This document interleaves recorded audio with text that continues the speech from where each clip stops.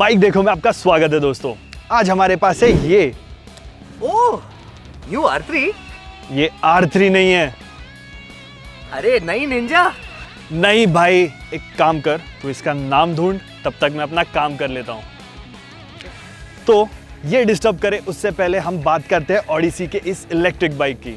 But उससे पहले bike देखो को सब्सक्राइब करें और बेल नोटिफिकेशन आइकॉन पर क्लिक करना ना भूलें।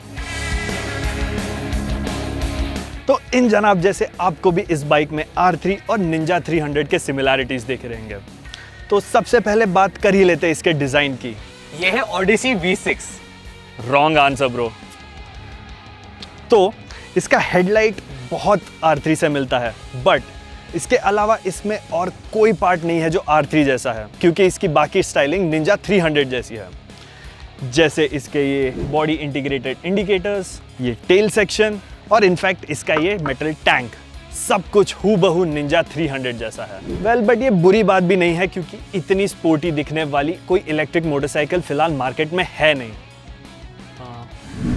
एक्चुअली जॉय थंडरबोल्ट और कबीरा KM 3000 वैसे ही दिखते हैं। Editor please cut this out. या सो हम बात करते हैं नेक्स्ट इंपॉर्टेंट पार्ट की, जो है रेंज। ओडिसी की ईवी ने हमें 143 किलोमीटर्स का रेंज दिया है, तो ये कम्यूटिंग के लिए बहुत बढ़िया ऑप्शन है और आपको इसे रोज चार्जिंग करने के लिए सोचना भी नहीं पड़ेगा। इसकी 4.32 किलोवाट की बैटरी 6 घंटे में चार्ज होती है, ऐसे कंपनी का दावा है। बट हमें इसे हर बार चार्ज करने के लिए 8 से 10 घंटे लगे। तो अगर आप इसे खरीदना चाहते हैं तो इसके बारे में आपको जरूर सोचना पड़ेगा। ओडिसी इसे सॉल्व कर सकती है एक बेहतर चार्जर या फास्ट चार्जिंग की सुविधा देके। और इसका चार्जिंग पॉइंट भी बहुत अजीब जगह पर है। मॉनसून्स में या गीले रोड्स पर चलाने का इसमें रिस्क हो सकता है, क्योंकि ये पॉइंट हमेशा पानी और कीचड़ के खतरे में होगा। वेल, हमें लगता है ओडिसी को अपने इस बाइक के खोखले फ्यूल टैंक का यूज करना चाहिए था इसके चार्जिंग पॉइंट के लिए। But win 10,000। अबे नहीं यार। एनीवेज, तो हमने इसका ड्रेन टेस्ट किया था सिटी स्पीड्स पे इसके ड्राइव मोड को सिलेक्ट करके। तो अगर आप स्पोर्ट्स मोड यूज करेंगे तो शायद आपको रेंज कम मिलेगा। शायद क्यों? वेल, इसके स्पोर्ट और ड्राइव मोड का डिफरेंस समझने के लिए हमने इसका परफॉर्मेंस टेस्ट किया और इन दोनों मोड्स में कुछ खास डिफरेंस नहीं है। वेल, एक्सेलरेशन में नहीं है बट टॉप स्पीड में है। तो जहां ड्राइव मोड आपको 64 किलोमीटर पर आवर तक लेके जा सकता है, वहीं स्पोर्ट मोड पे आप 79 किलोमीटर पर आवर तक लेके जा सकते हैं। तो इसका स्पोर्ट मोड एक्चुअली स्पोर्टी नहीं है। और ये स्पीड मास्टर है ना? नहीं भाई, इसका नाम है इवोक्विस यहाँ पे। वेल, अब तक हम बात कर रहे थे स्पोर्टीनेस की और इसका टॉप स्पीड तो छोड़ देते हैं, बट क्या इसका स्पोर्टी स्टाइलिंग इसके स्पोर्टी हैंडलिंग में भी आता है? इसके ये डुअल डिस्क ब्रेक और ये मोटे टायर्स देख के आपको लगता रहेगा कि इसकी हैंडलिंग भी वैसी स्पोर्टी है, बट ऐसा बिल्कुल नहीं है। वेल, इस बाइक को तो सीधा चलना भी नहीं पसंद है। ओडिसी ने अपने टेक्नीशियन को भेजा था और उन्होंने अपने हिसाब से वो इशू फिक्स तो किया था, बट ये बाइक अब तक सीधी नहीं चल पाती है। या तो ये सिर्फ इसी बाइक का इशू है, या तो ओडिसी को कुछ बेसिक्स जैसे कि कोन सेट सेटिंग्स और टायर अलाइनमेंट जैसी चीज़ों पर भी फोकस करना चाहिए। ये बाइक बहुत वॉबल होती है और अगर आप हाथ की ग्रिप लूज करके चलाओ तो ये बाइक लेफ्ट की ओर गिर जाती है। इसका सस्पेंशन सेटअप भी काफ़ी अजीब है। हालांकि ये टेलीस्कोपिक फोक और मोनोशॉक है तो निंजा जैसे, बट ये फंक्शन वैसे बिल्कुल नहीं करते। जहाँ पे इसका टेलीस्कोपिक फोक बहुत ही सॉफ्ट है, वहीं मोनोशॉक बिल्कुल ना के बराबर है। और फिर प्रॉब्लम आता है इन हार्ड कंपाउंड टायर्स का।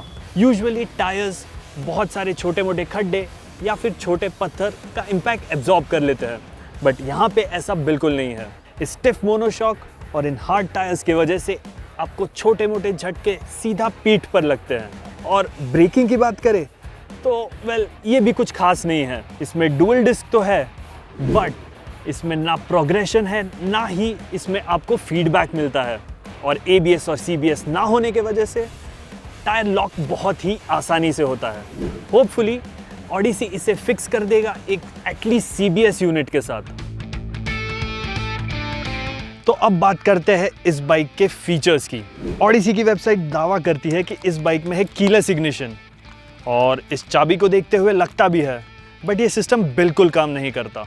इसका ये डिजिटल कंसोल तो वैसे काफ़ी सिंपल है और बेसिक इन्फो अच्छे से बताता है, बट धूप में इसे आप बिल्कुल नहीं देख सकते। अगर इसकी ब्राइटनेस बढ़ाई जाए या इसे नेगेटिव लिट कंसोल की जगह रेगुलर यूनिट यूज़ किया जाए तो ये इशू सॉल्व हो सकता है। इसके राइडिंग मोड्स चेंज करने का तरीका काफ़ी यूनिक है। स्विच गियर के इस डायल से आप इजीली मोड स्विच कर सकते हो। तो अगर आप बाइक पार्क कर रहे हो, आप इजीली रिवर्स और ड्राइव मोड्स पर स्विच कर सकते हो। ऑडिसी ने कुछ अहम चीज़ें मिस कर दी है, जैसे कि इस बाइक में साइड स्टैंड कट ऑफ नहीं है और ना ही कोई स्टार्टर बटन। तो ये जो आप देख रहे हैं, वेल ये एक्चुअली हॉर्न है, और जो हॉर्न का बटन है वो भी हॉर्न ही है। तो अब चाबी घुमाते ही इस बाइक को ऑन कर देते हो, और अगर आपने किल स्विच ना दबाया हो और अगर आपकी बाइक पार्क मोड में ना हो तो गलती से एक्सेलरेट होने पे ये बाइक आगे चली जाएगी, जो सेफ्टी वाइज थोड़ा रिस्की है। हमें लगता है कि ऑडिसी को इसे जल्द से जल्द फिक्स कर देना चाहिए, जैसे कि इसमें एक साइड स्टैंड कट ऑफ या इसे एक एक्चुअल स्टार्टर दे दिया जाए। तो हम आशा करते हैं कि ऑडिसी इसे जल्द से जल्द फिक्स कर दे। इतने कम फीचर्स होते हुए भी ऑडिसी इवो क्विज के लिए आपको 1,70,000 रुपए भरने पड़ेंगे। नहीं भाई, सिर्फ 85,000 रुपीज भरने पड़ेंगे। क्या? लगभग $1,000 यानी 85,000 रुपीज। अरे सर जी, आप गलत वेबसाइट पे हो। क्या? यस। बट बाइक तो वही है। नहीं, तो ये बाइक अलीबाबा जैसे वेबसाइट्स पे अवेलेबल है, और इस बाइक और वो वेबसाइट वाली बाइक में कुछ डिफरेंस नहीं है। इनफैक्ट दोनों के स्टिकर्स तक सेम है। ये काफ़ी अनफॉर्चुनेट बात है कि ऐसी कंपनीज बहुत इजी वे आउट ढूंढ रही है। वेल, हमें इसके निंजा जैसे स्टाइलिंग की इतनी दिक्कत नहीं है जितना इसके मेड इन इंडिया ना होने से है। और इसके प्राइसिंग में आप टॉर्क क्रेटोस या इनफैक्ट एथर 450X भी ले सकते हो। और अगर आपको बजट की कोई दिक्कत नहीं है तो अल्ट्रावायलेट F77 इस गेम में टॉप पर है। बट अगर आपको एक स्पोर्टी दिखने वाली इलेक्ट्रिक मोटरसाइकिल चाहिए जिसका रेंज भी अच्छा हो, तो ये एक डिसेंट ऑप्शन है। आपको इस इलेक्ट्रिक बाइक के बारे में क्या लगता है, हमें कमेंट्स में ज़रूर बताएं। और जाने से पहले इस वीडियो को लाइक करना ना भूलें।